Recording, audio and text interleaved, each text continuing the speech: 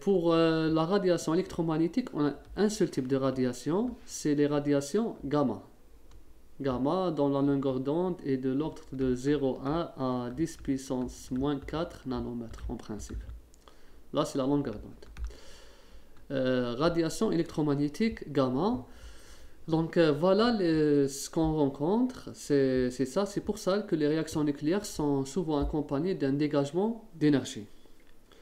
Donc il y a des particules et de l'énergie. Là, elle a une énergie qui est égale à H nu, est égale à Hc sur lambda. Voilà pourquoi les réactions plutôt nucléaires sont accompagnées par un dégagement d'énergie. Un autre type de réaction nucléaire qu'on appelle, là c'est le deuxième type. Le premier type c'est la désintégration.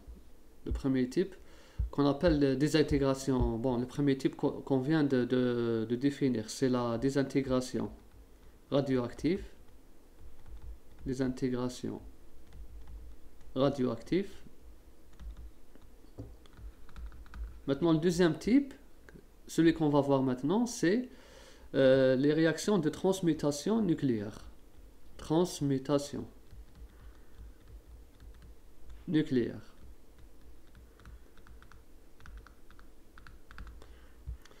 Cette transmutation nucléaire, elle est due à on prend généralement un élément et on le bombarde.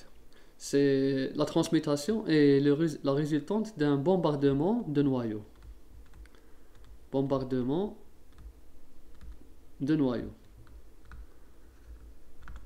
Donc là, quand on dit bombardement de noyaux, c'est-à-dire que ce n'est pas naturel, non naturel.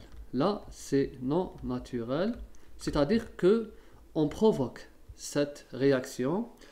Comment on la provoque? En la bombardant par des particules. On prend des particules et on commence à bombarder les éléments. Ces particules sont le neutron, le proton, alpha, autre noyau, ou bien autre noyau. On va dire autre noyau, il y en a plusieurs. D'accord? Donc vous avez un élément, un grand élément, un noyau avec des protons et neutrons à l'intérieur. On va provoquer son bombardement par de plus petits noyaux. Donc, une fois qu'il le percute, on aura d'autres éléments. D'accord? Là, ça, c'est juste un schéma. La première réaction de transmutation,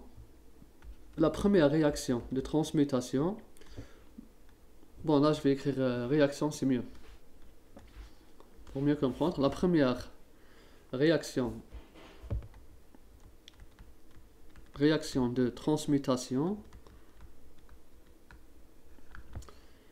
fut réalisée dans un laboratoire, évidemment, car c'est nous qui provoquons cette réaction. Elle a été réalisée selon la littérature en 1919. C'est en 1919 par Rutherford. La réaction consistait au bombardement de l'atome, le noyau nitrogène, par des particules alpha. Bien sûr, alpha c'est 4, 2, parce que c'est l'hélium. Les particules alpha, on peut se poser la question, ils provenaient d'une source.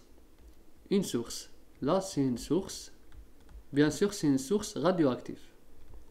Ça, c'est une source radioactive. C'est un élément radioactif naturellement. Il émet des émissions. Donc, là, je vais faire la flèche comme ça. Donc, cette source, elle émet des radiations, plutôt des particules. Elle est radioactive. Elle émet des particules et ces particules vont bombarder l'azote. On a obtenu, grâce à cette réaction, on a obtenu l'oxygène, l'isotope 17, plus l'émission d'une autre particule, c'est le proton, 1,1. Voilà, selon la littérature, c'est la première réaction de transmutation réalisée en laboratoire. C'est une réaction provoquée par l'être humain. Voilà. C'est une réaction très célèbre. Et c'est-à-dire après cette réaction, c'est-à-dire les scientifiques ont compris qu'on pouvait produire d'autres éléments à partir de réactions nucléaires. On